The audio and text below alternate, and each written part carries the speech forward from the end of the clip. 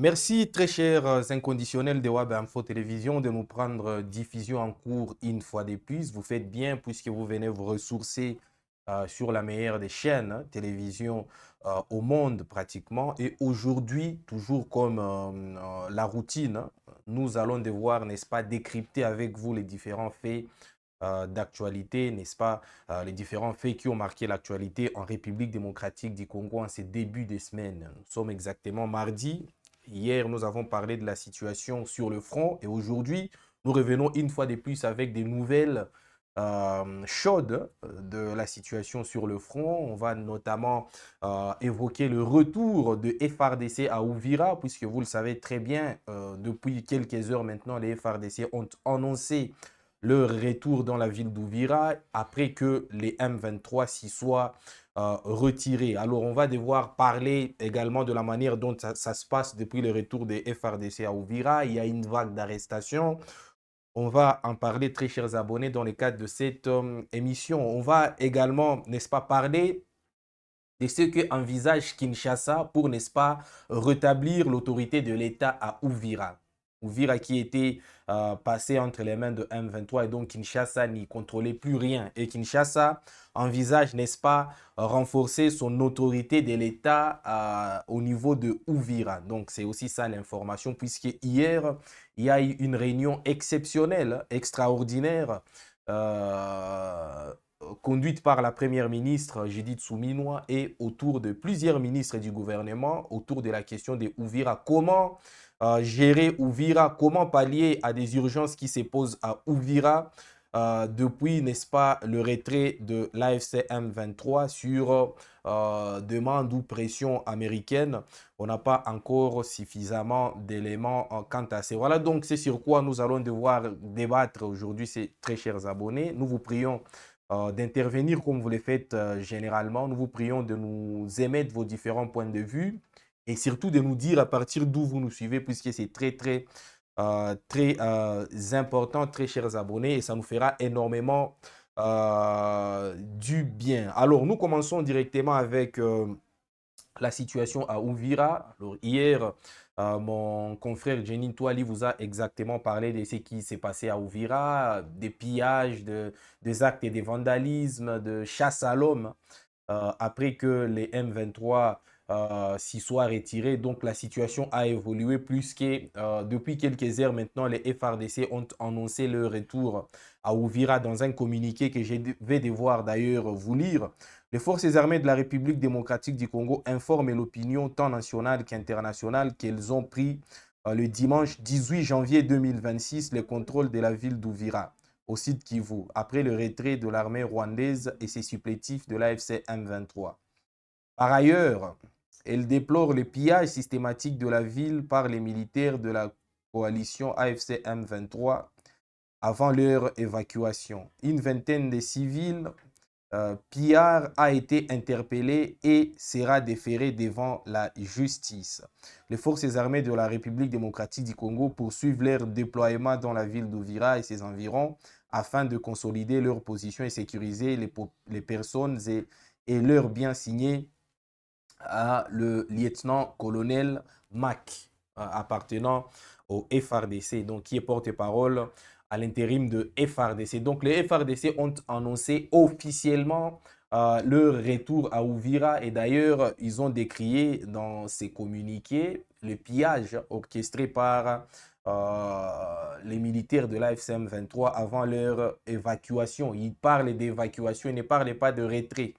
Il ne parlait pas de retrait. Les M23, eux, ont parlé d'un retrait. D'ailleurs, on a vu que c'était un retrait plutôt organisé. Il y a eu des colonnes de l'AFCM 23 qui se sont retirées de Ouvira et d'ailleurs, ils avaient communiqué sur leur retrait. Mais le FRDC, dans cette guerre de communication, parle plutôt de leur évacuation. Alors, on ne sait pas qui les a évacués de Ouvira.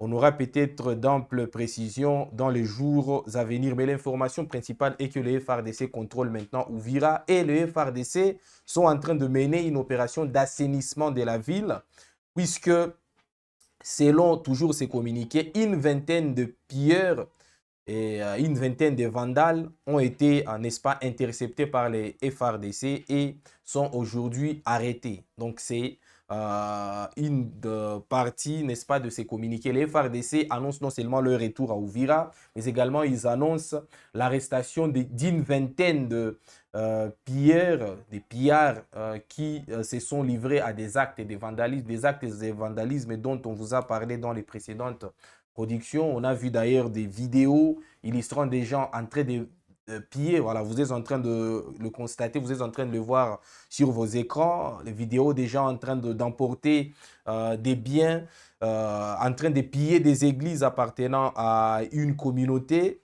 en train également de piller des magasins, de boutiques, en train de s'en prendre également à certaines personnes, en train de mener une certaine chasse à l'homme. Vraiment, il y a eu vraiment beaucoup d'actes de vandalisme et beaucoup d'événements malheureux après le retrait de l'AFCM 23. Mais les forces armées de la République démocratique du Congo assurent, n'est-ce pas, avoir maintenant le contrôle de la situation et assurent surtout avoir procédé à des arrestations de tous ces gens, de tous ces vandales, de tous ces pillards. Mais dans la foulée de cette reprise de Uvira par les forces armées de la République démocratique du Congo, le gouvernement a, n'est-ce pas, a organisé une réunion d'urgence, hein, une réunion extraordinaire. C'est lundi, vous savez, les lundis, c'était les jours fériés, mais le gouvernement a tenu quand même, le gouvernement de Kinshasa a tenu à organiser, n'est-ce pas, une réunion extraordinaire d'urgence, n'est-ce pas, autour toujours de la question de Uvira. Alors, cette réunion a débouché par différentes mesures qui vont devoir, n'est-ce pas, être menées à Uvira, et le ministre, le porte-parole du gouvernement, Patrick Muyaya, est revenu sur les différentes mesures qui ont été prises par le gouvernement dans le cadre de cette réunion extraordinaire, hein, cette réunion d'urgence conduite par la première ministre Judith Suminwa, et à laquelle plusieurs ministres ont participé. C'est le cas notamment du ministre de la Communication, du ministre de la Défense également, et bien d'autres ministres, du ministre à l'intérim également de la Justice qui a participé à cette réunion extraordinaire. Et il y a eu vraiment beaucoup de mesures qui ont été prises dans cette réunion, des mesures qui seront mises en action à Uvira. Alors, on va devoir suivre le ministre Patrick Muyaya, porte-parole du gouvernement, pour savoir en quelque sorte quelles sont les mesures d'urgence qui devront être implémentées à Uvira. Suivez Patrick Mouya dans cet élément, puis on revient. Écoutez, normalement, aujourd'hui, c'est un jour férié, mais parce que nous sommes dans l'urgence et que les impératifs de l'État s'imposent, la première ministre chef du gouvernement a eu une grande réunion qui a porté essentiellement sur l'évolution de la situation à Uvira, consécutif au retrait tout au moins de la ville qui est en cours de constatation par nos services à Uvira. La question ici, c'était d'abord l'urgence évidemment de la population, comment on s'assure de son retour. On a pu non pas seulement parler de ces questions des populations, donc la situation humanitaire, mais on a aussi fait le tour de la question sécuritaire, parce que il suffit pas de dire qu'ils se retirent, mais il suffit de s'assurer que les services de l'État sont pleinement réinstallés, et cette réinstallation ne peut se faire que de manière progressive, parce que nous savons que la ville est restée infiltrée, nous connaissons le plan, avec ces discours stigmatisants envers la communauté Banyamulenge. Et donc nous avons eu l'occasion avec les différentes parties prenantes, notamment ceux de la DGM, parce qu'il y a plus de 260 000 compatriotes qui sont par exemple au Burundi, qui doivent retourner. Il faut s'assurer que le service aux frontières sont rapidement rétablis. Il faut aussi s'assurer, et c'est ce qui justifie la présence des experts du ministère des Affaires sociales ou encore du ministère de l'Intérieur, pour s'assurer que ces populations qui doivent revenir, ils reviennent dans quelles conditions, parce que des maisons ont été occupées, des maisons ont été détruites. Il est donc important que ce travail préalable puisse être fait avant que l'autorisation ne puisse être accordée pour qu'ils reviennent. Il y a une question qui a fait l'objet des discussions, c'est la question de la justice. Parce que bien au-delà de ce qui s'est passé, mais il y a des cas qui peuvent faire l'objet justement de la justice ou de la sanction judiciaire pour éviter que les actes qui sont posés de manière répétée à Uvira, qu'on avait constaté par les passés, puissent se remettre en place. Et donc, il y a ces travails-là de restauration de l'autorité de l'État est en cours. Elle requiert justement que l'État, dans ses différents embranchements, puisse se mettre en place. Et dès que l'État se mettra en place véritablement, il y aura évidemment le retour du gouverneur et de tous les services qui l'accompagnent. Et c'est un travail que nous voulons faire dans la grande urgence. C'était ça la recommandation principale de la Première ministre à tous ceux qui ont participé à la réunion. L'armée a déjà pris pied à Uvira, mais comme je vous le disais, comme nous l'avons dit plusieurs fois, la restauration, le retour de l'autorité de l'État à Uvira se manifestera par la restauration pleine des autorités. Et c'est prématuré pour que cela se fasse aujourd'hui, parce que comme nous le disons, nous savons que la ville est encore infiltrée, mais il faut que ceux qui s'occupent de la sécurité, notamment les militaires, arrivent à dresser un périmètre de sécurité sur la ville d'Uvira, parce que la ville d'Uvira ne peut pas être défendue dans Uvira. Donc on doit s'assurer que dans les régions environnantes, dans les rayons environnants, qu'il n'y ait pas la présence de forces rwandaises et de leurs supplétifs. Il ne faut pas oublier que nous avons beaucoup de cas à gérer. Vous savez qu'il y a eu une mission humanitaire qui a séjourné dans la région et qui a constaté, par exemple, qu'il y a 12 000 enfants pour lesquels on n'a pas retracé des parents. Donc, vous voyez qu'il y aura un travail important qui doit être fait pour la restauration, y compris de familles qui ont été divisées par ces aventures. Ici, je voudrais saluer les patriotismes de nos compatriotes Banyamulenge, parce que il faut dire les choses telles qu'elles sont.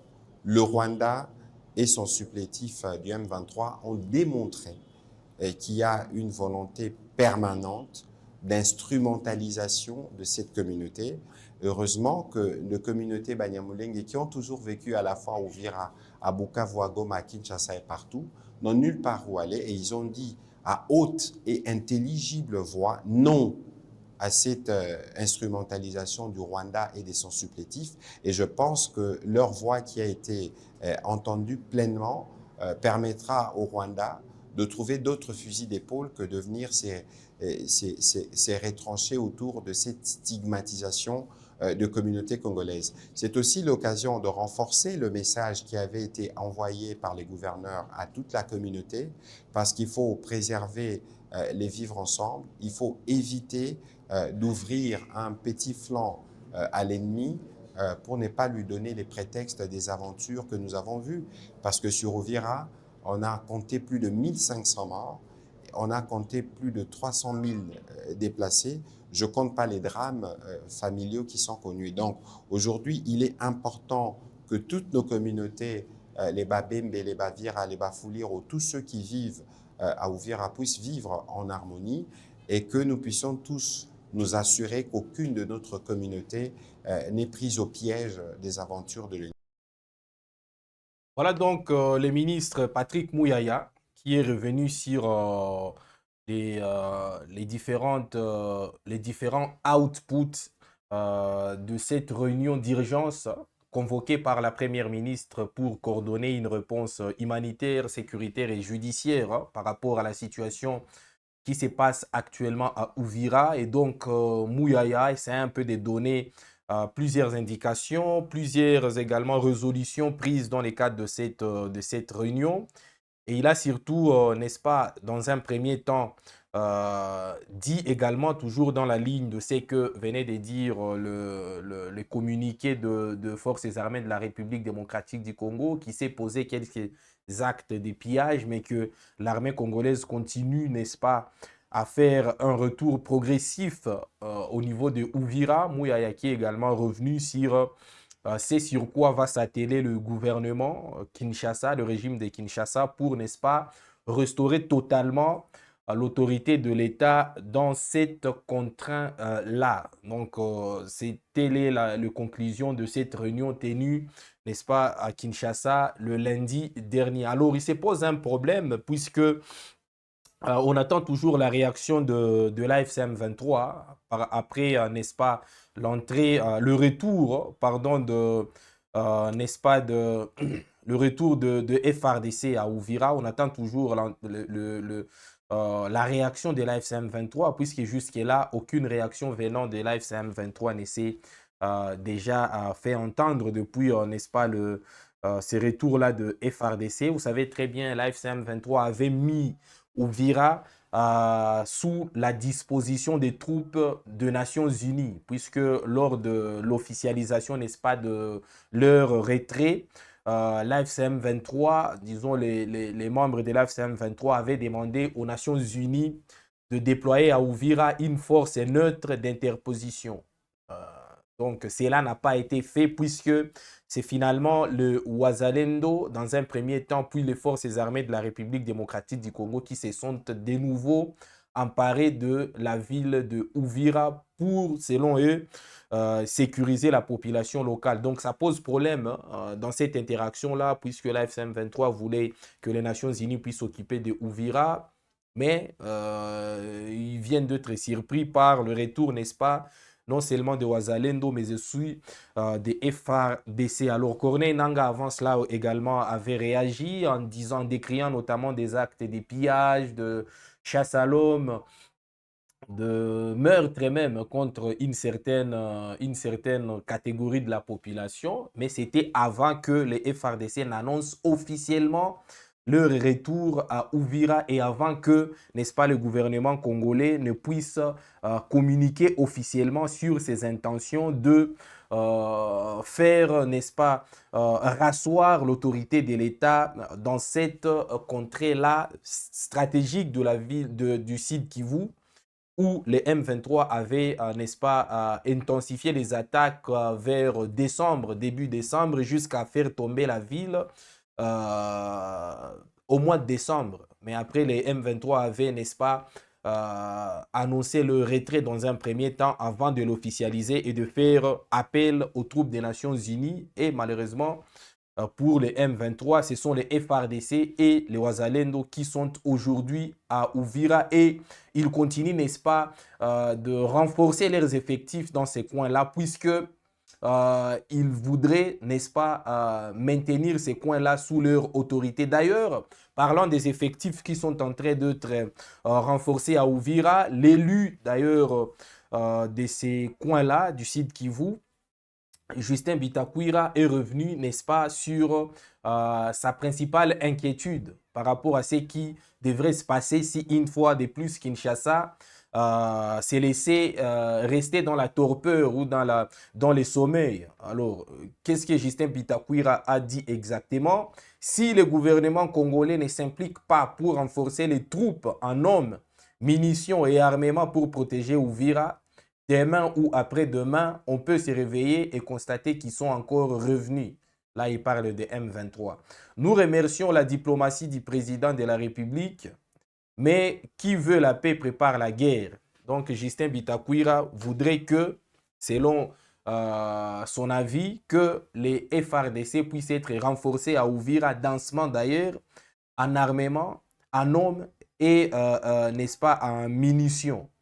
Parce que selon lui, ils doivent préparer la guerre pour ne pas, une fois de plus, n'est-ce pas, se laisser prendre par le M23 à Uvira. Alors, on attend toujours la réaction de M23 pour savoir quel comportement ils vont devoir adopter après que les FARDC soient revenus à Uvira. Mais jusque-là, il n'y a aucune communication venant, n'est-ce pas, de M23 jusqu'à maintenant. Mais Bitakwira propose que les FARDC soient renforcés en hommes, en munitions et en armement pour, n'est-ce pas, préparer une nouvelle contre-offensive, n'est-ce pas, de l'AFC M23 dans Uvira. Donc, je vous ai dit que les FARDC ont procédé à différentes arrestations de plusieurs gens qui se sont livrés à des actes de vandalisme.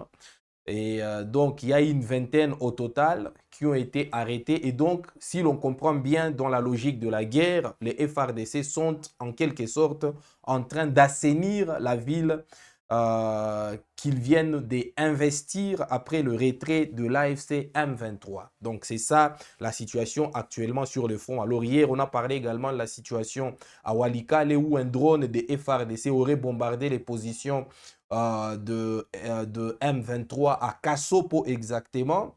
Mais jusqu'à maintenant, on attend encore des bilans, un vrai bilan officiel par rapport à ces bombardements, ces nouveaux bombardements qui sont venus, n'est-ce pas, mettre en échec une fois de plus le cessez-le-feu tel qu'est décrété par les accords, n'est-ce pas, de Doha, mais également les accords de Washington, accords de Doha qui vont devoir revenir d'ici là, puisque Doha va devoir, n'est-ce pas, lancer des invitations aux délégués de l'AFCM 23 et aux délégués de Kinshasa pour aller poursuivre le pourparler de Doha. Et pendant ces temps, il y a un alisement en quelque sorte de pourparler de Luanda, mais également ceux de Lomé, qui devraient être, n'est-ce pas, en synergie avec ceux des Doha. Voilà donc la situation actuelle au niveau du front, très chers abonnés. Vous êtes vraiment nombreux en train de réagir. Nous sommes très ravis de vous savoir vraiment motivé autour de cette question liée à la situation à Uvira, une situation vraiment particulière, hein,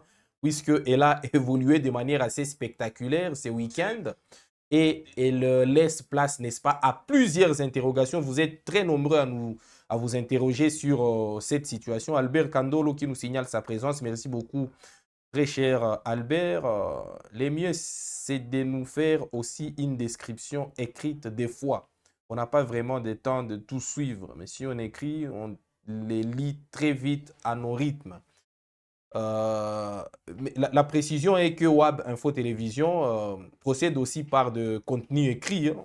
Je ne sais pas si vous vous en êtes informé, que ce soit sur YouTube, que ce soit sur Facebook, mais également sur les sites, vraiment sur toutes les plateformes, même sur Twitter, sur Instagram, il y a toujours des contenus écrits. Très cher Kit 2000. Alors, je ne sais pas si c'est vraiment votre vrai nom, mais autant Web Info s'investit dans le contenu audiovisuel, autant nous investissons également dans le contenu écrit. Il suffit juste d'aller vous abonner sur nos différentes plateformes pour ne rien rater, n'est-ce pas, de toutes nos différentes productions, qu'il s'agisse des productions écrites ou audiovisuelles. Alex Silva, il dit, mais pourquoi l'introduction a rien à...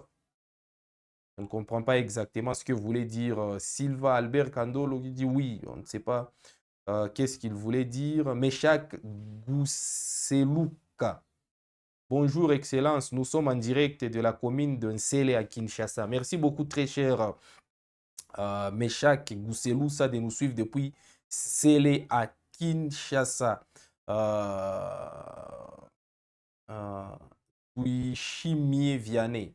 Bazalendo ne possède pas les... Je ne sais pas ce qu'il voulait écrire. C'est vraiment très difficile à cerner. Peut-être que Vianney reviendra avec un message beaucoup plus coordonné, mais là, c'est difficile. On y comprend que Bazalendo.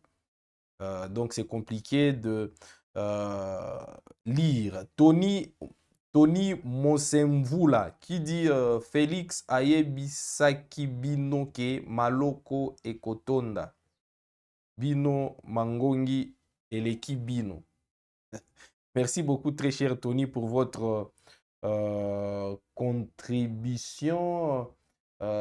Nestor Ntumba qui nous dit, moi je vous suis au Kasaï oriental à Kabe et à Kamwanga. Réellement, tous les militaires rwandais et leur AFCM 23 ont-ils libéré Uvira? Présentez-nous leur sortie. Ils l'ont annoncé, très cher Nestor Ntumba, et ce sont les FARDC qui sont sur place. Donc, c'est clair que l'AFCM 23 n'est plus à Uvira.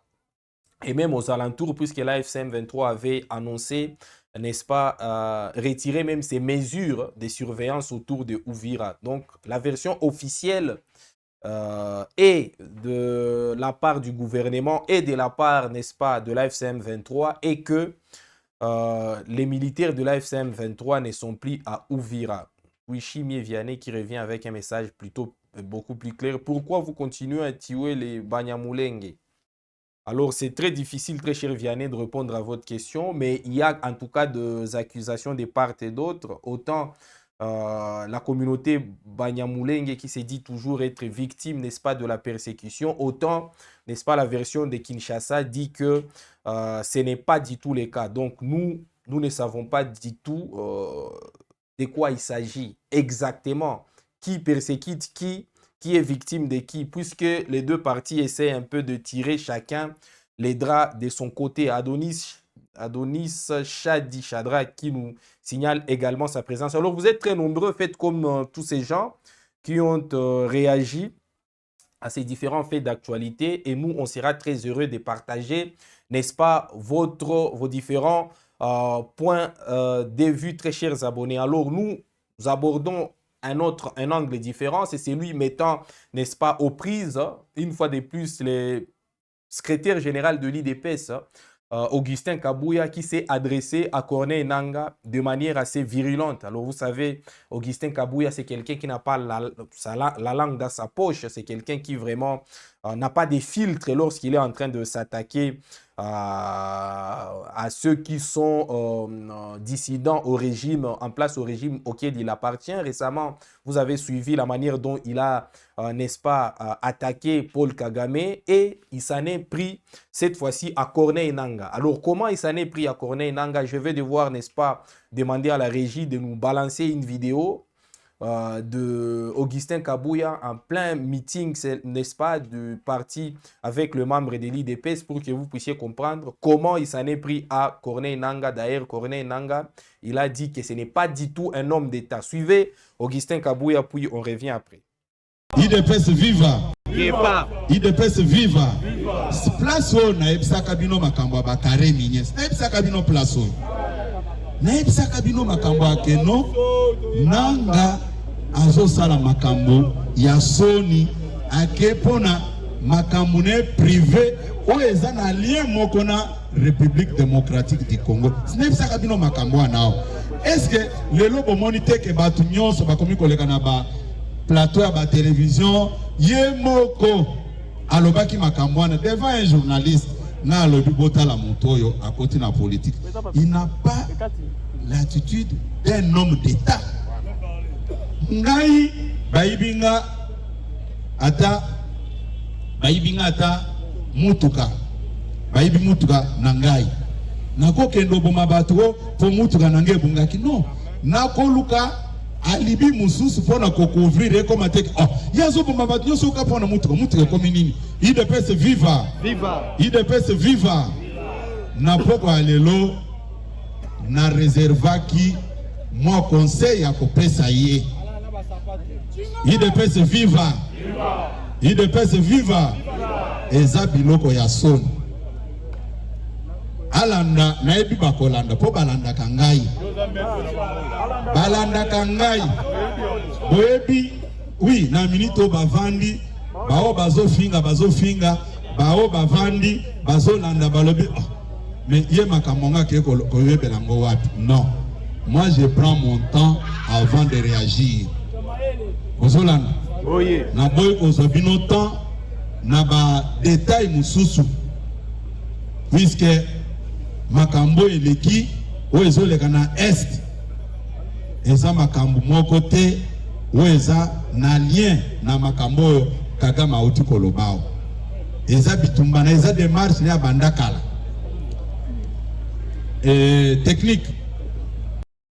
Voilà donc Augustin Kabouya qui s'en est pris de manière assez virulente à Corneille Nangaa, le coordonnateur, n'est-ce pas, de l'AFC M23.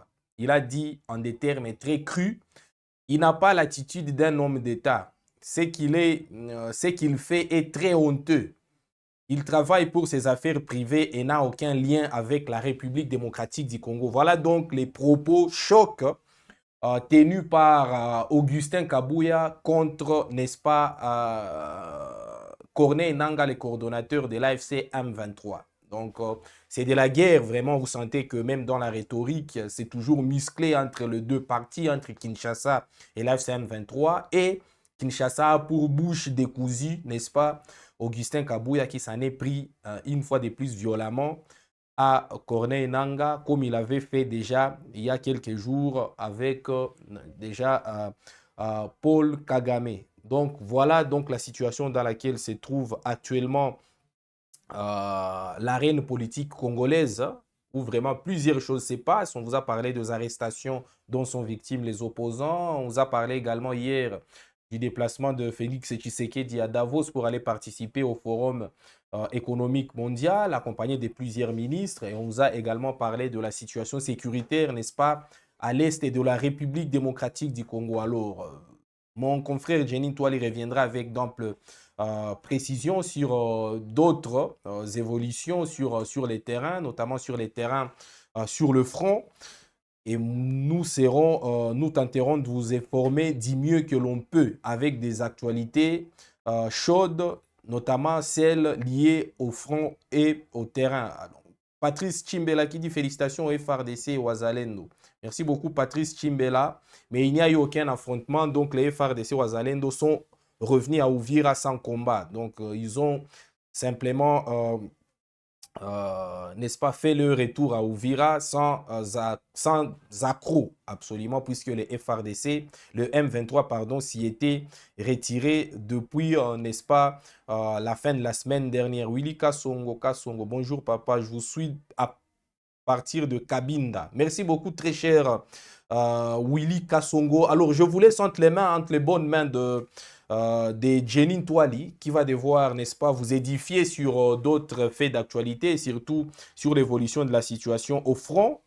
Mais également, il va essayer un peu d'effleurer la question des dialogues, mais également du déplacement de Félix Tshisekedi à Davos, où il est parti, n'est-ce pas, participer à un forum économique mondial. Merci beaucoup de nous avoir suivis. Merci à Faustin Mouyoua de nous avoir réalisé. Continuez de vous abonner sur Web Info Télévision. Continuez surtout d'appuyer sur la cloche de notification pour ne rien rater de nos prochaines productions. Et pour ceux qui voudraient, n'est-ce pas, être informés via le contenu écrit, il suffit juste d'aller vous abonner sur nos différentes plateformes Facebook, Twitter, Instagram et bien d'autres plateformes pour que vous ne puissiez rien rater, n'est-ce pas, de nos différents contenus. Merci beaucoup et à très bientôt.